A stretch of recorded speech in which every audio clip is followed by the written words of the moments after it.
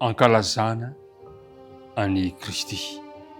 Zay no loha hevitra iarahantsika malina indray amin'izao maraina izao a, manasanao aharitra izany hatramin'ny farany.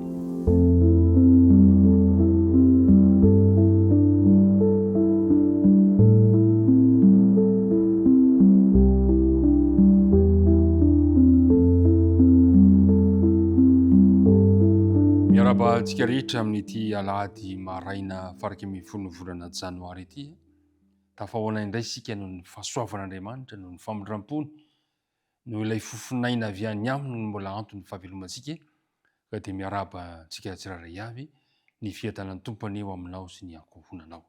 Kehitriny ary raha andinika ny ten'Andriamanitra indray sika dia manasanao mba hiaraka hivavaka. Andriamanitra rainay izay any an-danitra misotranao izahay, noho ny famindram-ponao tsy hitafetra tamin'ny tsiraray avy, ka manana izao tombotsoa izao iaraka handinika ny teninao. Mamelà ny elokay sy ny tsy fahatanterahana rehetra, aoka mba vita fihavanana aminao izahay, ary raha handinika ny teninao dia ny fanena masina mba hampitoerinao ampon'ny tsiraray avy. Dia izany vavaka izany no asanatray angatany amin'ny anaran'i Jesosy. Amen. Amin'ity herinandro ity dia andinika aloha hevitra anankiray isika ny manao hoe fiainana sy fahafatesana. Mbola mitokodina amin'ny bokin'ny Filipiana sy Kolosiana moa isika, ilay hoe Kristy mampifandray ny lanitra sy ny tany. Androany dia hoe ankalazana any Kristy. Misy andinina atao tadidiana hatrany rahantsika manana dia amin'ny Filipiana toko voalohany ka ny andininy varaiky amby roapolo. Filipiana toko voalohany ka ny andininy varaiky amby roapolo manao hoe fa Kristy no antony ny hahavelomako ary ny fahafatesana no azahoako tombony. Foy izy mihina fa ao am-bavantsika zany mandrehitra ty herinandro ity. Amin'ny ty herinandro ity dia iresakitsika ny amin'ny Filipiana toko voalohany manomboka amin'ny andininy fahasivy ambin'ny folo ka hatramin'ny andininy fahatelopolo fa ny androany ny andininy fahasivy ambin'ny folo sy faharoapolo. Vakintsika ary ny Filipiana toko voalohany ka ny andininy fahasivy ambin'ny folo sy ny andininy faharoapolo. Fa fantatro fa ho tonga famonjena ahy izany noho ny fangatahanareo sy ny fanomezana ny fanahin'i Jesosy Kristy. Araka ny afatratra ny faniriko sy ny fanantenako, fa tsy ahazo henatra aho na amin'inona fa amin'ny fahasahiana rehetra tahaka ny amin'ny mandrakariva, dia ankehitriny koa no ankalazana an'i Kristy ao amin'ny tenako na amin'ny fiainana na amin'ny fahafatesana. Ankehitriny koa no ankalazana an'i Kristy amin'ny tenako.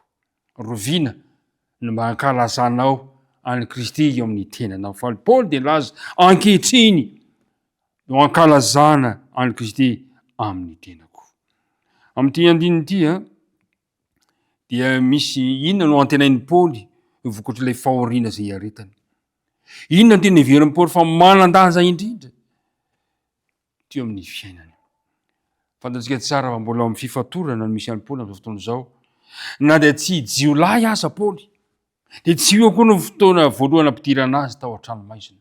Efa zatra fanenjehana izy. Ao amin'ny bokin'ny Korintiana faharoa, toko faharaiky ambin'ny folo manomboka amin'ny andininy fahatelo amby roapolo sy hatramin'ny fito amby roapolo, dia mitanisa i Paoly. Tantarainy amin'ny Sipirieny ireo toe-javatra ny aretany, tantarainy tamin'ireo Korintiana, ny fahoriana izay ny lalovany. Ozy hoe amin'ny tranomaizina matetika kokoa, amin'ny kapoka be izay tsy izy, ny fahafatesana matetika, indimy no kapohany jiosy, intelo no kapohana tamin'ny hazo, indray maka no toram-bato, intelo no vaky sambo, indray andro sy indray ala no itoetra tao amin'ny lalina, saika nahita taloza tamin'ny ony aho, saika nahita loza tamin'ny jiolahy, saika nahita loza tamin'ny tompo-tany aho, saika nahita loza tamin'ny jentilisa, saika nahita loza tamin'ny tanàna, saika nahita loza tany anefitra, saika nahita loza tany amin'ny ranomasina, saika nahita loza tamin'ny ralasandoka. Niatrehany Paoly ny karazana fahoriana, toy ny hoe fa zatra fahoriana izy. Ny aretan'ny Paoly ny tsy fahitatory matetika, ny anohanana sy ny etaeta. Ny aretany ihany koa zany tao anatin'ny fifadian-kanina matetika, ny aretany ny atsika sy ny fitanjahana. Izany no lazain'ny Paoly amin'ny Korintiana faharoa toko faharaiky ambin'ny folo manomboka amin'ny andininy fahatelo amby roapolo ka hatramin'ny fahafito amby roapolo. Saingy mba tsy heverina ny mpamaky ny teniny fa ireo fahoriana ireo no mba natao an-tsainy, dia zao no nanampiny ilay teny amin'ny Korintianina faharoa toko faraky ambin'ny folo.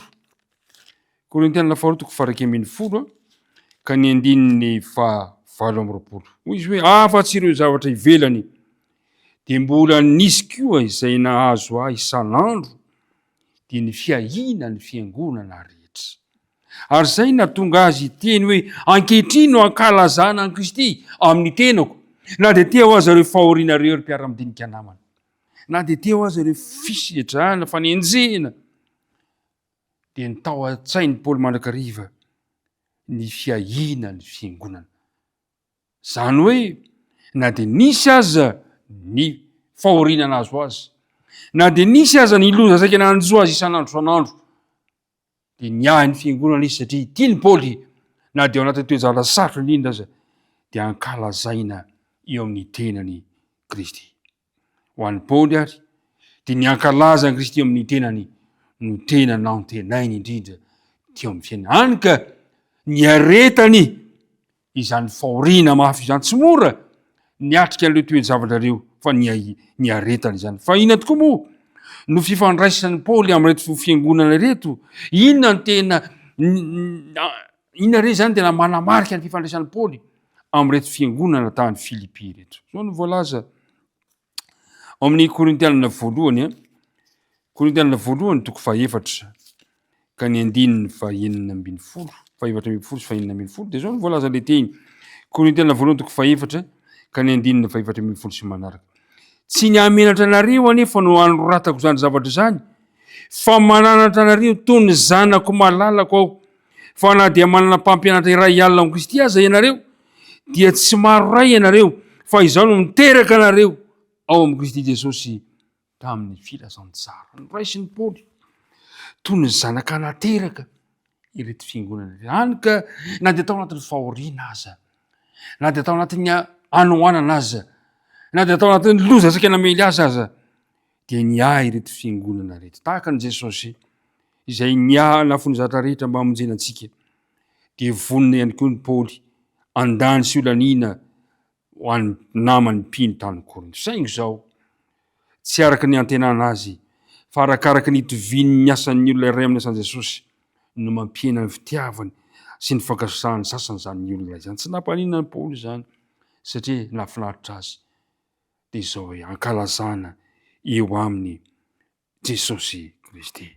Ry mpiara-midinika namana, inona anefa fa ny kristianina mahatoky ny fitaovana mahery vaky indrindra hanomezim-boninahitra n'Andriamanitra sy hanambara ny fahamarinana ny filazantsara.